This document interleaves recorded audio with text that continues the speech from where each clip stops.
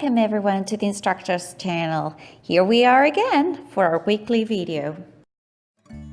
This week's topic is Key Perspectives of Adult Learning, and this is part 1. Let's get started with some definitions of learning. For instance, this one from Wittrock. Learning is the process of acquiring relatively permanent changes in understanding, attitude, knowledge, information, ability, and skills through experience. And this other, learning involves both acquiring of the new and letting go of the old, whether intentionally or unintentionally, changes awareness, perceptions, behavior, or ways of knowing. And one more, learning is connected to discovery, transformation, and pursuit of making life more meaningful. The key perspectives that we will be covering in this video are the following: Behaviourist, Cognitivist, and Constructivist. The Behaviourist perspective has the following representatives: Skinner, Watson, Hall, Thorndike, and some others.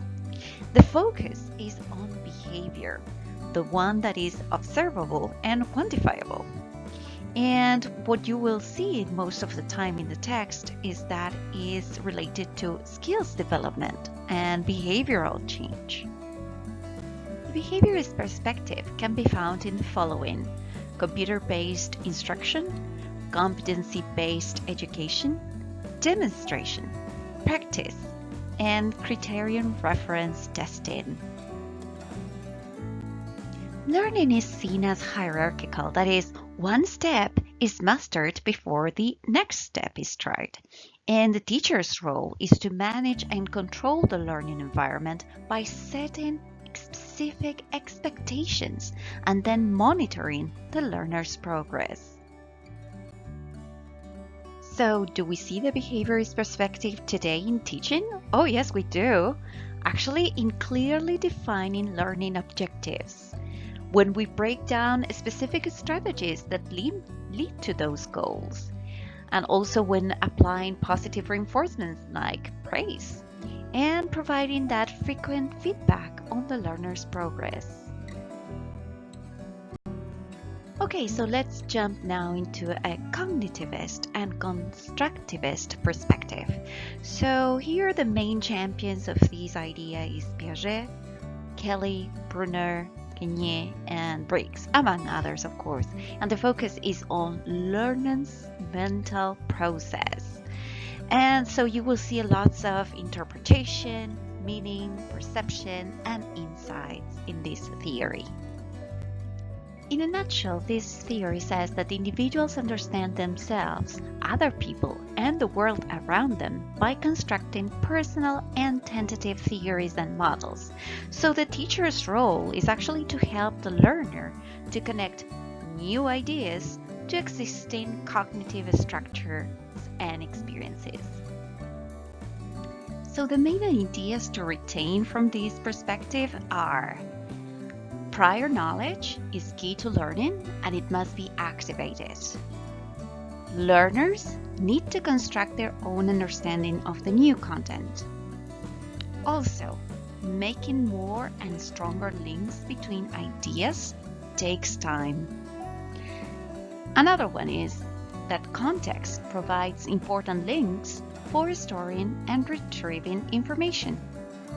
Motivation and anxiety are associated with approaches to learning, and the teacher's goal is the ultimate goal, development of the learner's autonomy. You will also see that this perspective says that understanding the new material can only be possible through critical reflection, questioning, and discussion. And it mentions anchors actually as a tactic or strategy rather. So stories, case studies, and critical questions as a way of helping learners find a reference point for linking prior knowledge to the new knowledge. Others are, for instance, other tools are concept maps, learning journals, summaries, and repertory grids to help the learner develop a deeper level of understanding rather than a surface or more superficial level.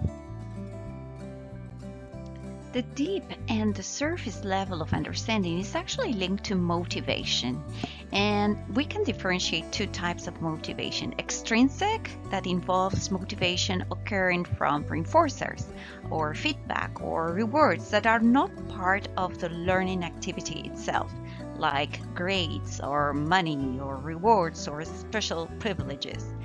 Intrinsic motivation, on the other hand, is motivation resulting from personal reinforcers and interests that are part of the activity itself. Want to learn more about key perspectives of adult learning? Check out our second video, part 2. So we will talking about social orientation, situated cognition, the humanistic orientation, and Patricia Cross' chain of response model. So this is part 1 of Key Perspectives of Adult Learning. Thank you for watching this video. Please leave your comments and suggestions for future topics below. We'll answer to each of you. And before you go, do subscribe to the channel right now. You don't want to miss any upcoming content. See you next week. And in the meantime, we'll leave you with 2 other videos that you may consider watching as well. Happy training, instructors!